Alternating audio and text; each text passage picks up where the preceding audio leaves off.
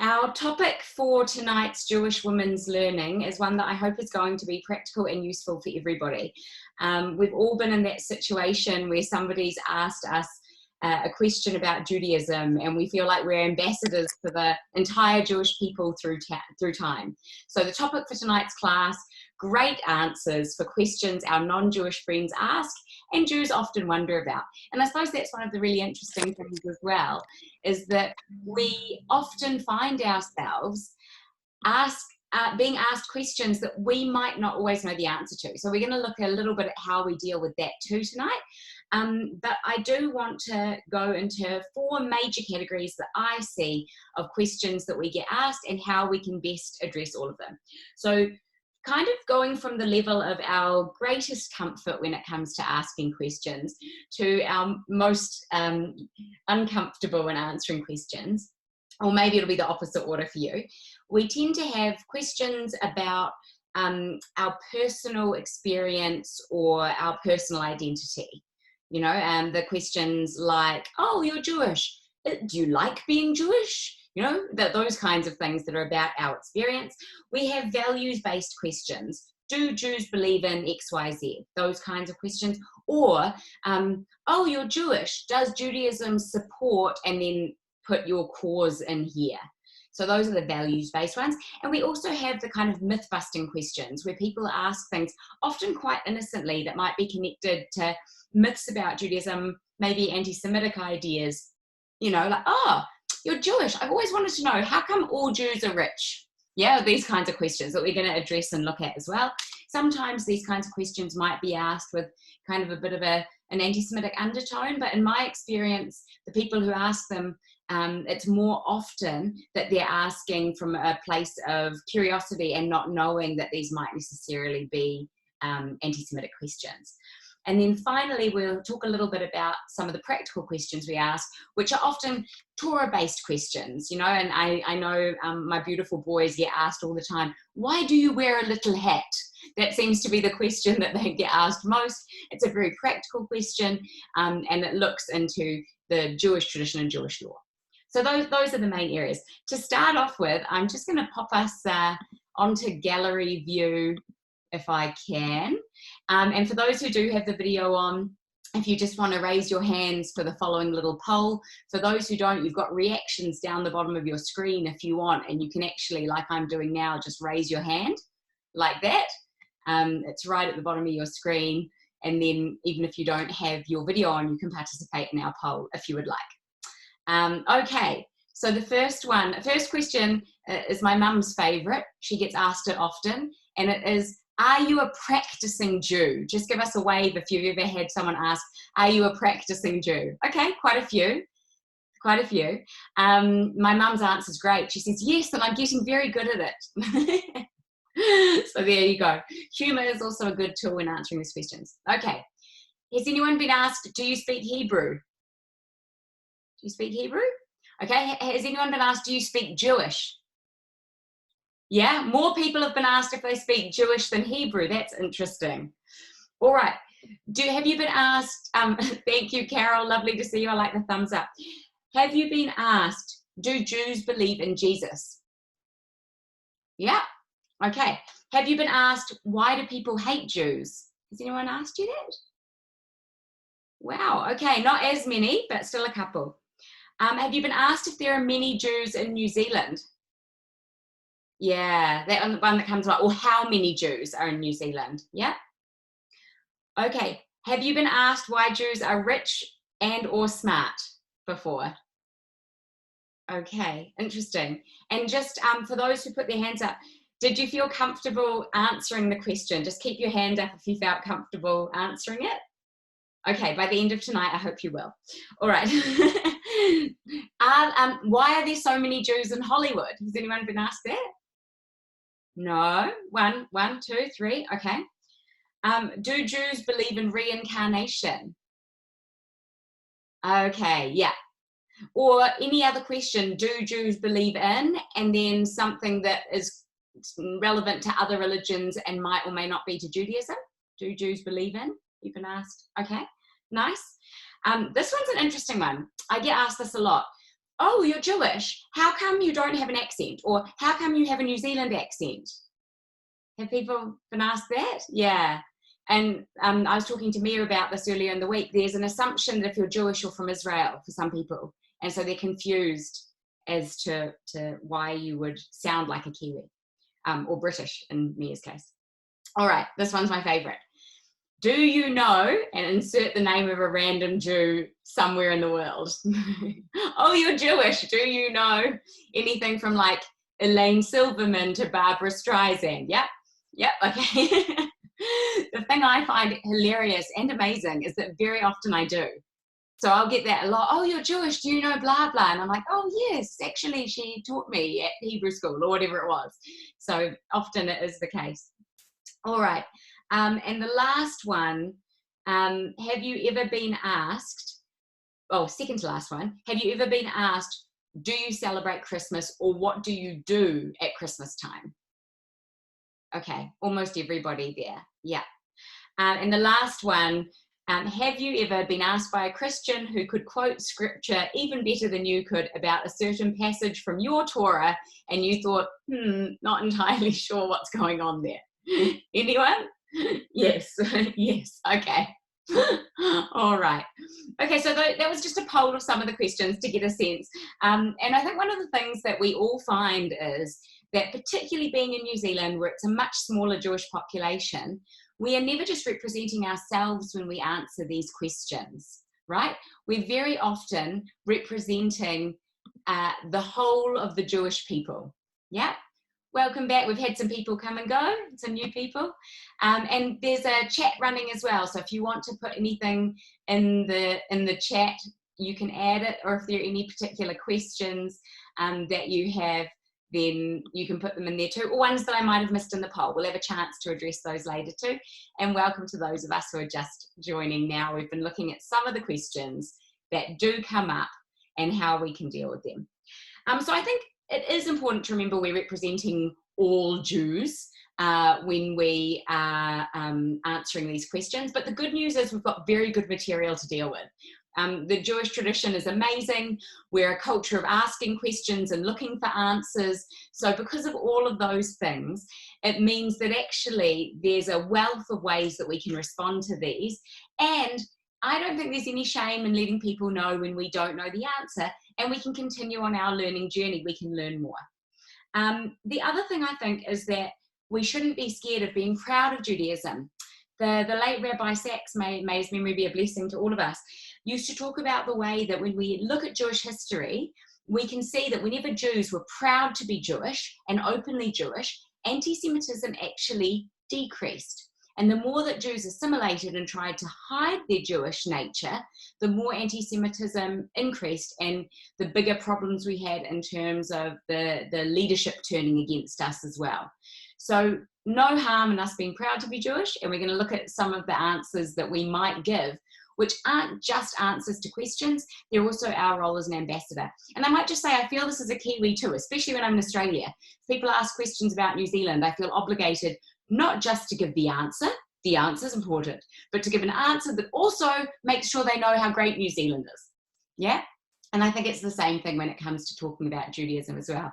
Just want to say welcome. Hello, Benita. Great to have you with us. Okay. So we've talked a little bit about why it's important. We're going to go through some of these ideas now, these different topics that come up. The ones of personal interest and experience, what I would say is whatever your personal interest and experience is of what they're asking you, try if you can to choose an example that makes Judaism look good. You know, so if it's like, oh, what do Jews eat, right? There's a whole range of foods that you could say. If you're talking to a vegan, maybe go for challah. Oh, I guess that's egg bread. A vegetarian, go for challah rather than chopped liver. You know, it's not that either answer is more or less true, but one does connect with your audience a little better. So I would say whenever it's personal interest or experience, it is helpful to think about who we're talking to. And that's the difference between, because the topic was great answers. That's the difference between a good answer. Yeah, it's good to give an answer that is relevant or true, but even better if we can give an answer that also relates to and connects to our audience as well. The next area I want to go into are these values-based questions. And these ones are interesting because often we get lumped in or grouped with other religions, and they kind of tar us all with the same brush. And so people assume that if Christianity feels this way about a particular issue, then Judaism will feel this way too. So tonight, for the example, I wanted to go into the value of human life and how important that is to Judaism, and how that's going to help us answer a range of questions. And sometimes, even when we don't know the answer, we can say, look, I know in Judaism that human life is placed at such a high level. You know, there are so many commandments that you can break if you need to save a life. So I would guess, or I would assume, that Judaism takes this stance. It means that even if we don't know the answer, we can give an educated guess and name that as well. So I'll go through some of the questions that I've been asked in the past, and if you want to put in the chat as well, if there are questions that you've been asked that relate to the value of human life that I haven't mentioned, we can go into those too. But one, for example, when I was at university, there was a lovely Catholic friend of mine who I'd met through some volunteer work that I'd been doing, who came up to me. I was a naive 18-year-old, and she said, Deb, are you pro-life? You're Jewish, are you pro-life? And I said, yeah, I'm pro-life. I love life. Life is awesome. And she was like, and that's when I learned what pro-life meant. And she wanted to know what Judaism's stance was on abortion. And again, because the value in Judaism is on human life, the attitude when it comes to terminating a pregnancy is that the most important thing is the life and well-being of the mother. And that until the child comes into the world, it's not the same kind of status that the mother has in terms of being living. And because of that, the mother's life is going to take precedent and priority over the life of the unborn child. And yet, a lot of people might not know that because we get tarred with that same brush of other religions, even though the way that we view life and the way that we view when it is that your soul enters your body and how that all works means that actually we have quite a different attitude when it comes to those kinds of things.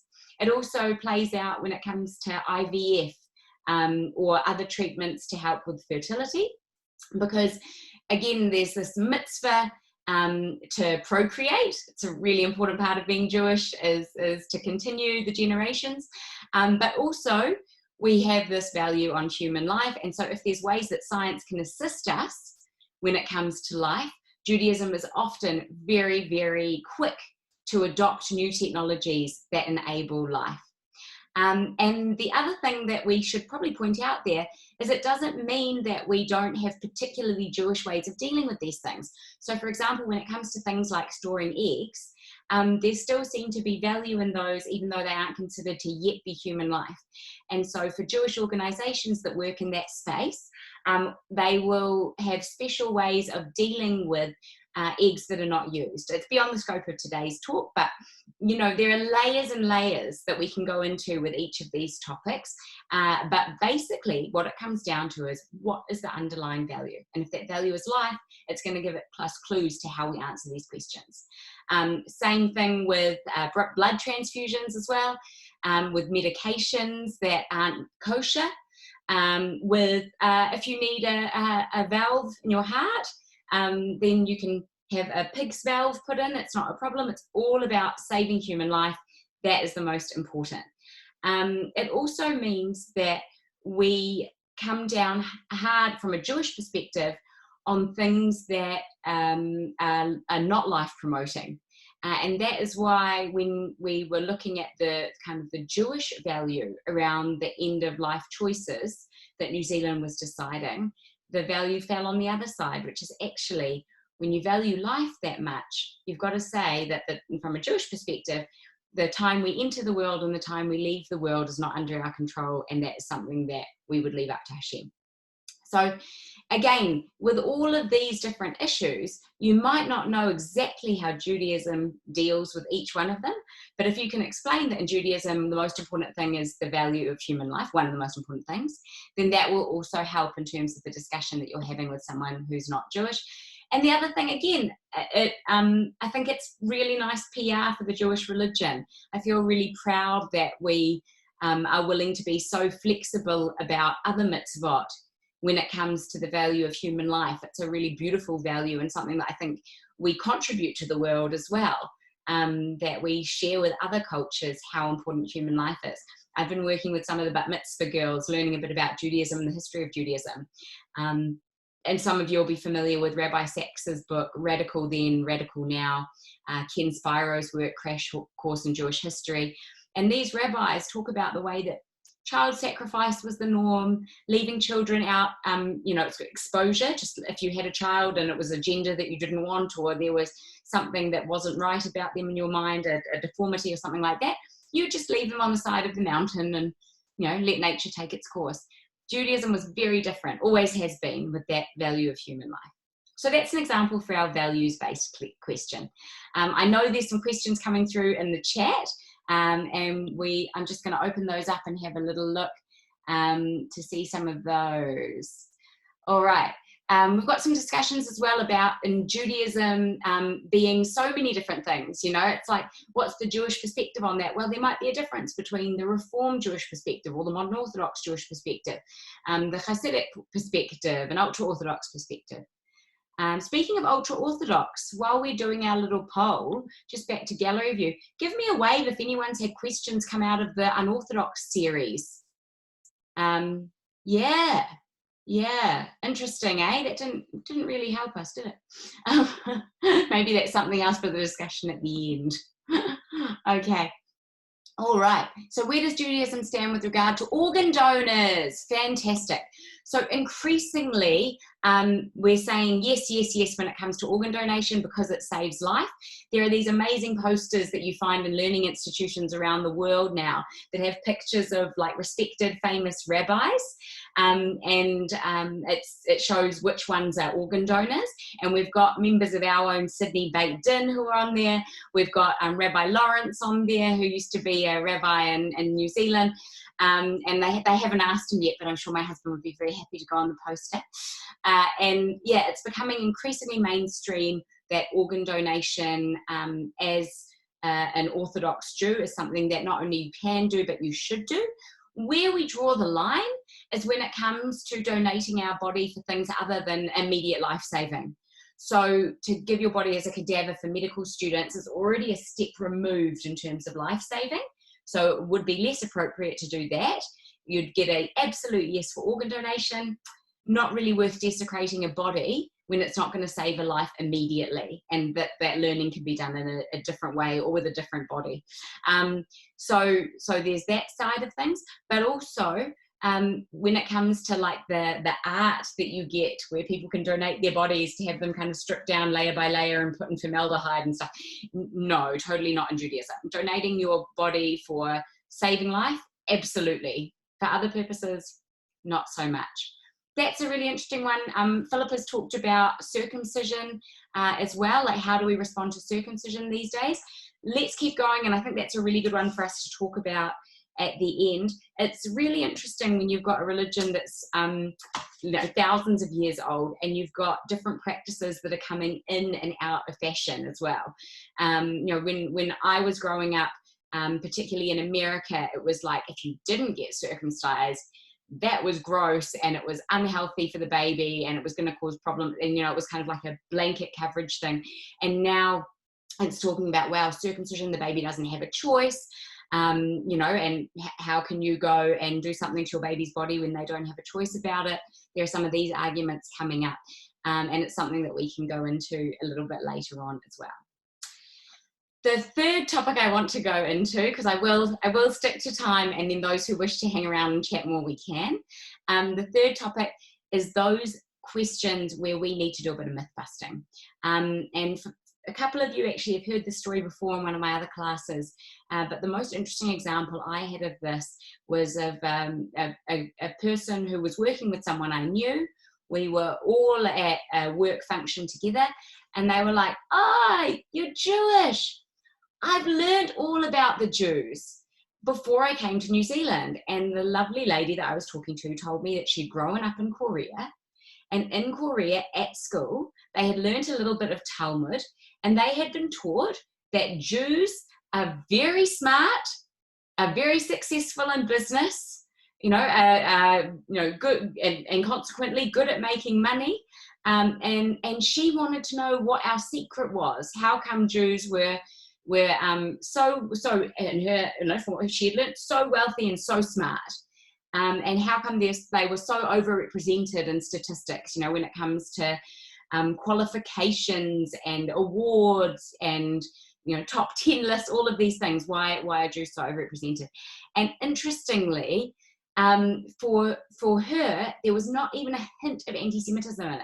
And I find this a lot with conversations that I have with those who have grown up in parts of Asia where there's no historic anti-Semitism. The most interesting example of this, by the way, was China and the Jews. During the Holocaust, China let in a whole bunch of Jews because they believed the propaganda that Hitler was saying about Jews running the world and businesses and rich and greedy and da-da-da. And I thought, oh, well, if this doesn't go well, we better have some of them here so they can help us run the world. So that this stereotyping or these kind of anti-Semitic slurs in a context where there isn't historical anti-Semitism can sometimes be viewed as a positive thing. And for those who'd like to listen at any point, you can check out my Talmud class. There's the class that I did about why the Koreans study Talmud, because it's really interesting the way we're viewed by different cultures and what they want to learn from Judaism. So in this case, I'm not talking about the person who's trying to be insulting or saying an anti-Semitic comment about Jews running the world or things like that. I'm actually talking about people who don't come from an anti-Semitic perspective, but like Philippa said in the chat, it is stereotyping. And for those people, I think the best approach is to actually go socio-cultural. And I feel like actually, Philippa, you should be running this class if we're going to talk socio-cultural identity stuff. And that's what I did when I responded to this lady. So I said, oh, well, let's look at those two. So, in terms of good in business and rich, and in terms of education. In terms of being really smart. And I said, look, in terms of being really smart, there's always been an emphasis in Judaism on education, and increasingly education for everybody. So we were one of the first groups of people who were adamant that you needed to educate women at a time when the rest of the world didn't think you should. So you had educated daughters becoming educated mothers, generations of education. You also have a culture that is connected to text and commentary for text. So there's a lot of reading and studying and asking questions. There's also a constant culture of debate, which when you've got 4 boys at home and you want them to do things, sometimes isn't a great thing that there's a culture of debate. But when it comes to intelligence and education, if you've got an environment where you're constantly asking questions and you're constantly debating, you're going to end up with more ideas, deeper thinking about things, and those things that lead to the stereotyping of being smarter. So we talked about that. And the third thing I said, I used an example, a personal story, which I think is often useful when you're having these conversations with people who aren't Jewish.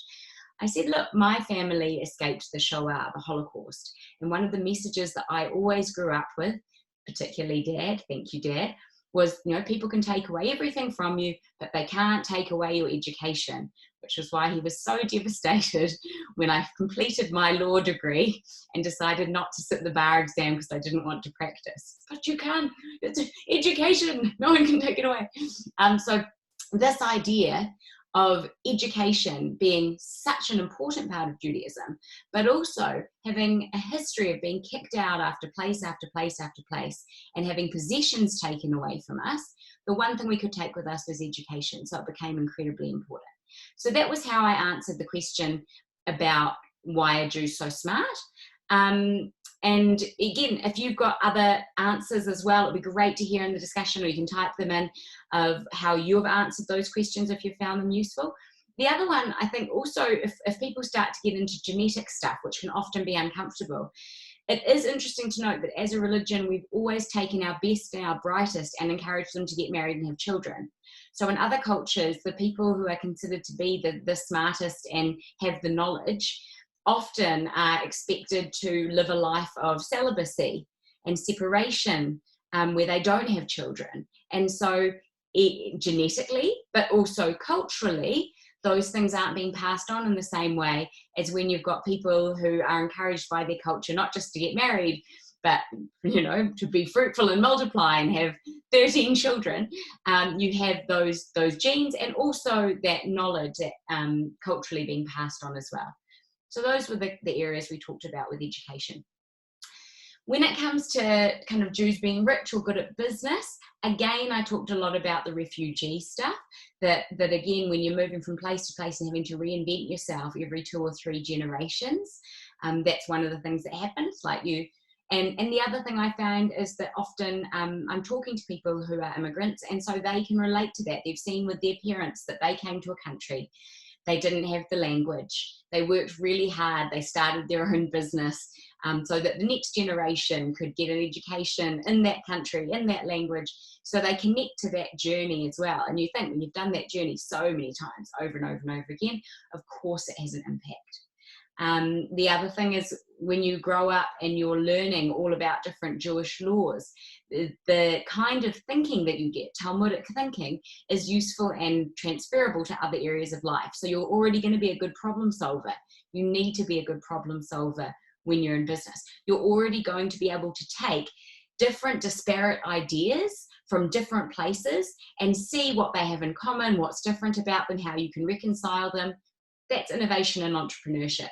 You know, it's not surprising then that we have with Israel as a country, such a leader in innovation, entrepreneurship, technology, because those are the different skills that you're learning when you constantly are having to reinvent yourself. So I think tapping into those historical elements, those socio-cultural elements, acts as a bit of a myth buster. There's some humility in it as well, you know, rather than saying, oh yeah, we're just so great, so overrepresented and everything. Well, there's actually a history behind it. And sometimes it also can help introduce the idea of anti-Semitism. So one thing I'll also talk about will be, you know, that there were lots of industries that were cut off to Jews. So Jews would move to new countries and then they wouldn't be allowed to work in different professions or in the academic world. And so they would have to go into business, or they would have to go into money lending, which we know had its own problems, or they'd have to go into acting, which connects with our question about Hollywood. Yeah, how come these, you know, if there was entry barred to other areas, we get Jews venturing into creative industry as well. So I just, on a side note, if you're interested, the lovely lady who I was talking to was really like positive and responsive to what I said, but really upset to hear about the anti-Semitic stuff. She hadn't really realized that was an issue, and I really gently explained to her that even her questions, she was asking them from a good place, but that those kinds of questions often come from a history of anti-Semitism. And that was food for thought for her and kind of changed her perspective on whether it was okay to ask those questions and whether she would ask them in the future as well. So that's our myth-busting one. Interestingly, the most recent one I've had, before we leave it behind, was when the shul popped up on Trade Me. So the shul is currently for sale on Trade Me, which is a sentence I never thought would come out of my mouth. And I met a guy who came to New Zealand from Vietnam as a teenager. And he wanted to know why the shul was moving to Remuera. And I said that, you know, we've got about 70% of our membership who live within 5 kilometres of that area. And he was like, okay. And he brought up this idea, because Jews are very wealthy and it's a very wealthy area. And again, no historic anti-Semitism in Vietnam. He didn't think of it as a problem or, you know, it being an anti-Semitic comment. And again, we were able to unpack it together as well. So the myth-busting side, I think, is always a useful opportunity. Like I said, it's not the same. We're not talking about the same story if somebody is being malicious in their comments, right? then it's not the topic that we are talking about tonight, which was great answers to the questions that our non-Jewish friends ask. They're not our friends if they're not asking them in an innocent way. But we can talk about that too. That's probably a whole other class. How do you respond to that kind of stuff? And then the last section that we were going to talk about was, what about the practical questions, those that kind of have their answer in Torah?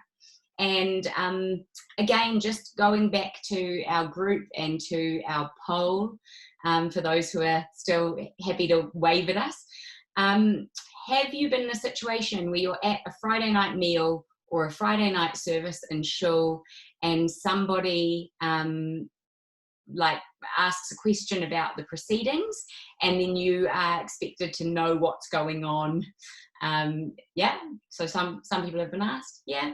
So like, why are they lighting candles, or, you know, what are they singing about? Yep. And just give me a wave if you've also had people ask questions and you didn't know the answers to them. Yeah. Okay. Awesome. So that's one of the things that we just see in the questions. How do you explain why we live near Remuera? So I found that it was useful to talk about my own family experience. How funny that the question's from Mum. I found it useful to talk about my own family experience. So I explained how Mum's parents came to New Zealand with nothing, you know, and basically the refugee journey, that there's that emphasis on giving the next generation what you didn't have, that you can't dwell in the past of what's happened and stay refugees forever. You have to move on. And that again, because they were blessed to have education, you know, they valued it and understood that it was important to make sure that the next generation was able to get qualified and able to get to a position where they could be in a different financial position, and that we do have many members of the community who've had that journey as well. I didn't go into the different waves of immigration and that kind of thing, because it was a very short, we were both, to give you a clue, we were both standing when we had this conversation. This was an off-the-cuff conversation, but I'm sure I could have gone into more detail and done better. And I'm, again, like I said later on, interested to hear from you guys as well, if you've answered these questions better, have any ideas, or while you're listening, if you think there's what you can offer, very interested to hear it as well. So with these practical ones, I think the challenge is that for those of us who grew up in a traditional Jewish family or community without the benefits of in-depth Jewish education, we don't always know the answers to the questions. And even if we do know the answers, we're not always so confident that we know them well enough to be educating other people. And that very often our Christian friends know our Torah better than we do in terms of being able to quote scripture and things like that. And so I think those all add a bit of challenge.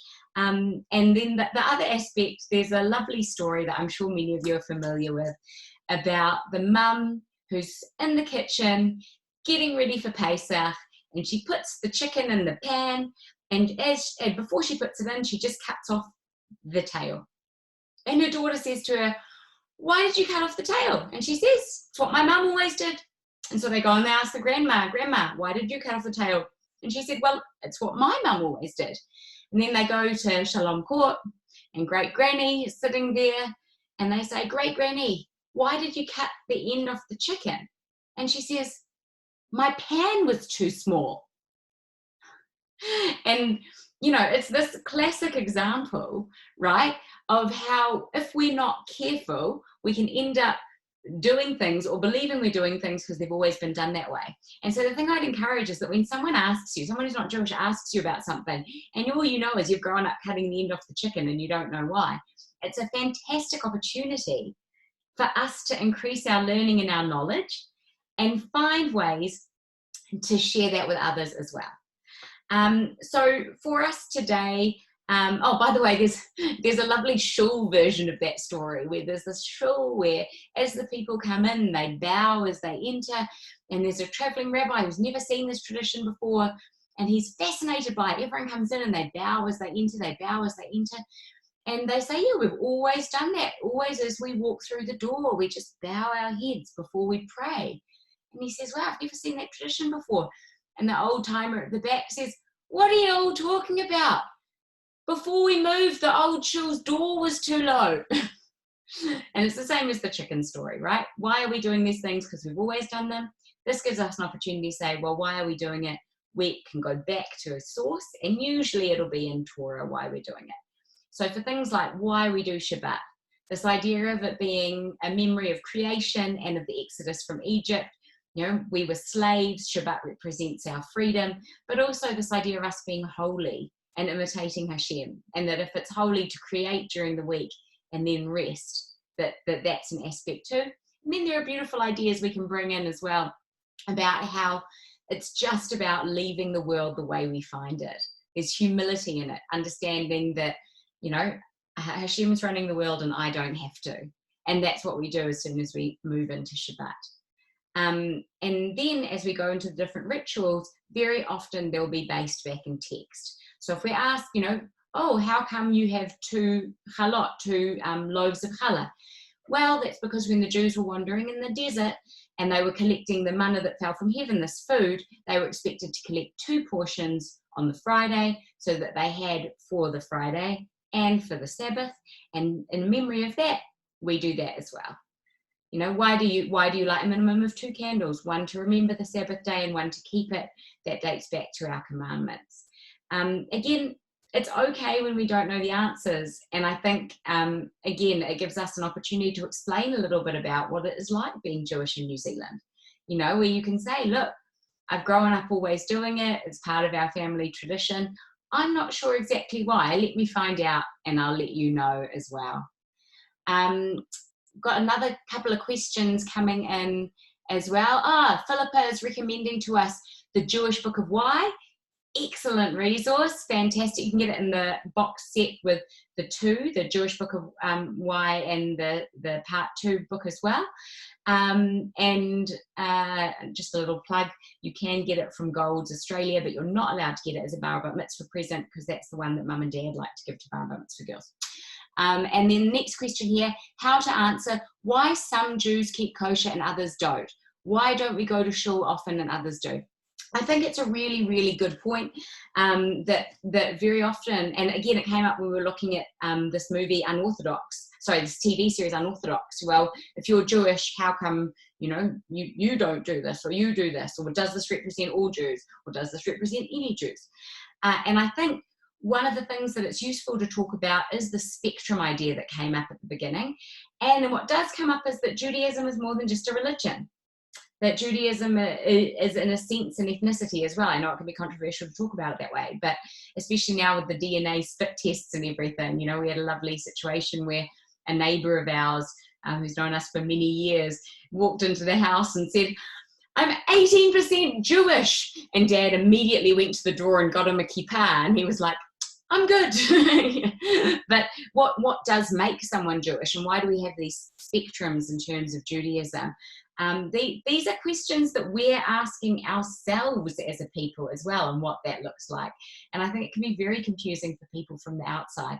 For those who are with us tonight or who are listening later on, who are on their conversion journeys, it's also really challenging. I heard it described really well by one man in the community who'd been on his own conversion journey. And he said it's a bizarre thing when you're trying your hardest to be more Jewish than the Jewish people that you know. And I think that, you know, is an interesting point. Lindy said really beautifully, the simple fact that we can have diversity of thought is actually a unique and important part of Judaism. Yes, we're commanded to question, to argue, to have diversity of thought. The freedom to ask questions and to practice differently and ask questions is a key to being Jewish. This is fantastic. And our texts reflect that. And what's amazing is minority opinions count. So whenever we read through the laws in the Talmud, we have, this is what the house of Hillel said. This is what the house of Shammai said. We don't follow the house of Shammai, but we're still going to record it and why it's important. And this is why we follow the house of Hillel. So, you know, it's showing us that actually, yes, our great rabbis had diversity of opinion. Our great sages had diversity of opinion. We have diversity of opinion throughout the Torah when we're looking at the ways that the different characters in our history have dealt with things. And yet, this has been something that has enriched our culture, not challenged it. Maybe one of the reasons that we have lasted so long is this ability to have diversity of thought, to ask questions, and to keep challenging. I think there may also be some higher powers at work, but again, that's can be a diversity of thought between us. I think that's had a big role to play as well. But in general, we can offer a diverse range of opinions in our answers too. And this is something I find myself doing a lot, especially because I know that in my role as the Rebbetzin of the Auckland Hebrew congregation, I'm often representing a modern Orthodox worldview. And so I find that it can be useful if I'm in other forums to present, and I'm representing Judaism, to present some of those worldviews as well. So I'll say, from a modern Orthodox Jewish perspective, you'll also find And this is particularly when it comes to practice, because we all have so many different minhagim, different customs. So very often the letter of the law will be similar across different streams of Judaism, particularly once you get to that kind of Orthodox spectrum, you know, from modern Orthodox through to ultra Orthodox and everything in between. The halacha isn't very different, but the minhagim, the customs, are very different. And that's often when we get into those discussions about, well, you know, some Jews wait 3 hours between meat and milk, and some Jews wait 6, and some Jews, if they're lucky and they come from Holland, don't have to wait very long at all. Like these kinds of ideas as well. But I think, again, all of that reflects that there are no cookie cutter answers, because we are also constantly evolving as a religion and a culture. We are talking about these issues. The things that we spoke about, hello to those who just joined us, hello Sia. The things that we talked about earlier around these modern technologies and how we respond to medical technologies, particularly when it comes to reproduction, you know, these are things that are constantly being re-looked at and debated and thought about within the Orthodox Jewish community, to try and look at how we can make the most of the opportunities that we have while sitting within the values of Judaism and working within the halachic frameworks of Judaism. And this is going to mean that that discussion is going to keep going. And a class that I give tonight is going to look different to a class on the same topic in 10 years' time, or 20 years' time, or 300 years ago. And yet the underlying values are going to be the same. So the discussion is still going to be about the value of human life, but there's going to be technology that we haven't even imagined yet that is being used as the examples. So I'd like to open up now for those who would like to, for us to have a bit of discussion. You have the power to unmute yourselves, which is fantastic. And if anyone would like to go for it, we'll see if we can do it without chaos. If we need to, I can do a bit more moderation, but yeah, feel free to kind of give us a wave, unmute yourself, and go for it, Kay, and make a comment or a question. This is just a comment. It's related both to when you were saying why good Jews so good in school, and also you were mentioning questioning. And there's a lovely little story when Einstein was being interviewed. And they said, you know, what made you so different at school? And he said, all the other children, their mothers would say, what did you learn at school? My mother always used to ask, what good questions did you ask the teacher?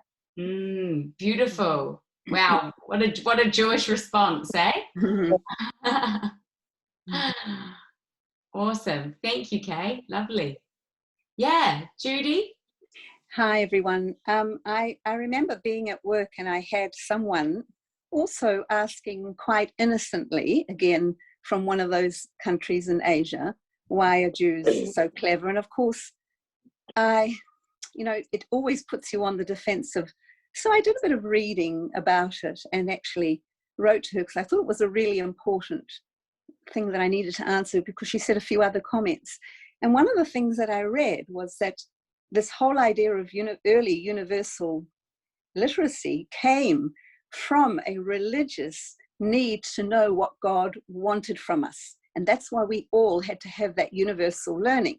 And I said that has remained with us whether we are religious or not. And I actually think it's quite a good answer that I read, because I think it's in our DNA, that need to learn. And we may not realize that it possibly came from that need to know what God wanted from us. Beautiful. Thank you, Judy. Awesome. Okay. Lovely. Mia, go for it. You have to unmute yourself. Yeah, I'm unmuted. I just was going to say thank you. I've got to go because I've got to put the boys to bed. So I just wanted to say thank you and hello to everyone. And it's so nice to see all your faces. Oh, lovely to have you joining us. And Kola Kavod for the amazing job you're doing in Christchurch, bringing Yiddishkeit to Christchurch. She's like the one woman Chabad, this girl. Like, if you're in Christchurch, look Mia up. She's the AHC branch in Christchurch. Yes, I am. Call it the Canterbury Shul, because Christchurch Shul does have a bit of a strange ring to it. No, it's the Canterbury Hebrew Congregation. Oh, there we go. Okay. Yeah. So we're doing, so our next weekend, next Friday is our women's Kabbalat Shabbat for Rosh Chodesh. So that's going to be good, which I'm running. But I'm going to go. But thank you. And it's I for one, I'm glad you're in lockdown because it means I can join you. Sorry. It just means that I can join you. So just give me a wave if you'd like to do Zoom in the future, even if we're not in lockdown. Does that work well? Okay. Can we do a mixture? Yeah, very much. Yeah, and if you'd prefer face-to-face, yeah, and if you just like, you're open to a mixture. Yes. Okay, good to know. Thank you. Hi, everyone. Sarah, no worries coming late. Good to have you. That's another question. Why are Jews always late? Jewish meantime. That's awesome. Philippa's got a comment here. So I get criticised in a friendly way for answering a question with a question, but surely that's inquiring and makes an entertaining conversation. Absolutely. And why do Jews, Judy, unmute yourself. Why do Jews always answer a question with a question, Judy? Why do we? Yeah. I once heard a definition of a comedian. Why not? A definition of a comedian who once said, the definition of a Jew is when somebody else says something, the other person, the Jew, says it ain't necessarily so. Which is true. And we are difficult people. We aren't easy. Well, stiff-necked people is the one, isn't it? And thank God, otherwise we wouldn't be here today. It does take a bit of stiff-necked determination to survive this many years. I have to tell you guys, one of the funniest interviews that I heard with the late Robin Williams before he passed away, who interestingly wasn't Jewish, but his friends growing up were Jewish. He lived in a Jewish neighborhood. His comedy was very Jewish. And he was once being interviewed in Germany. And the lady interviewing him said, why do you think these Germans were not so funny? And he said, did it ever occur to you that you killed all the funny people?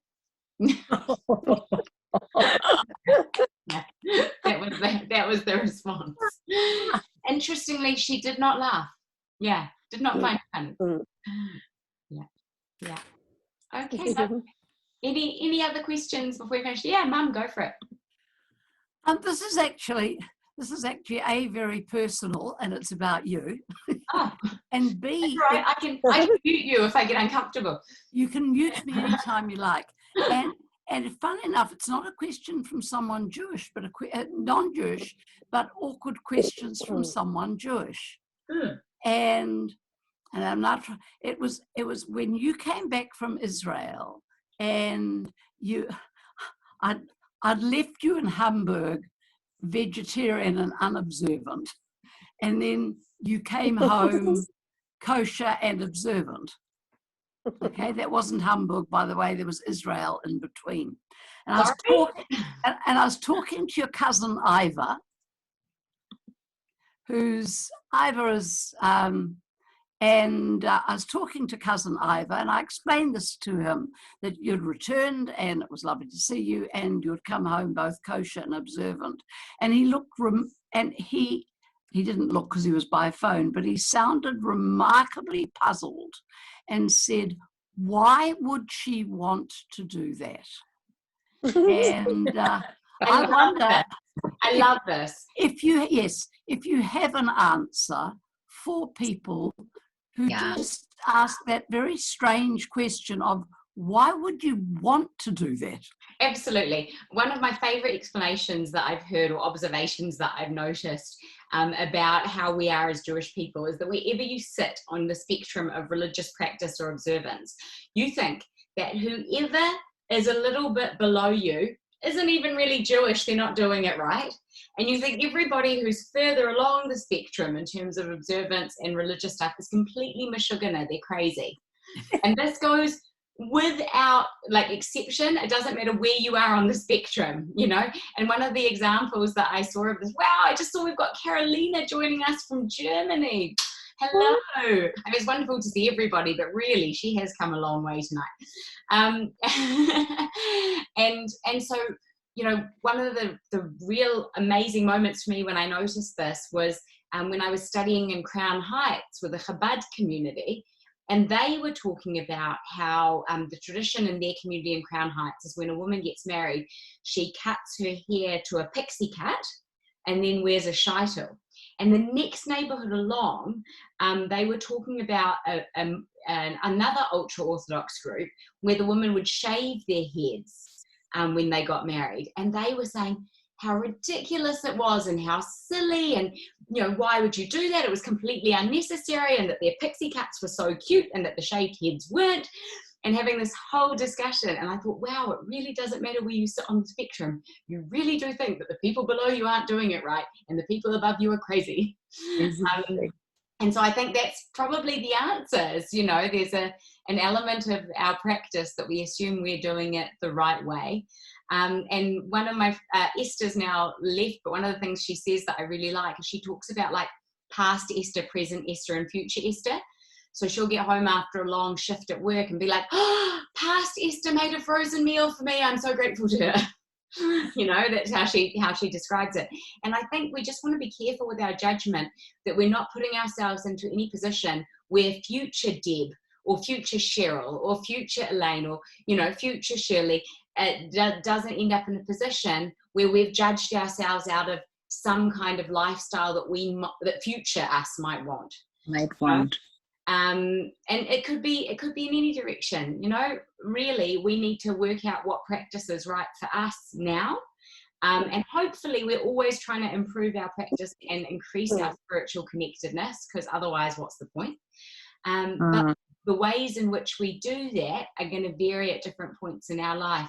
So yes, I just want to apologize on behalf of the Levy family freezer that you filled it up with vegan hamburgers and then had to fill it up with kosher mince. Sorry, Mum. Yeah. All right. Any other questions, comments, or ideas before we head off? Lovely. Thank you so much, everybody. Fantastic. Lovely to be together. It's just been absolutely wonderful to learn together. I have to say I'm sad that we're in lockdown, but I'm really, really glad that we can make the most of it with some learning. Please God, we're out of lockdown soon, but should it continue, check your inboxes. We'll be getting together and doing some more learning. And I hear you loud and clear that even outside of lockdown, it would be nice to do some of this on Zoom as well. Yeah. Thanks so much, Deb. Thank you. Hi, Carolina. Hi, Hannah. How's the new baby? How's that new baby, Hannah? Carolina.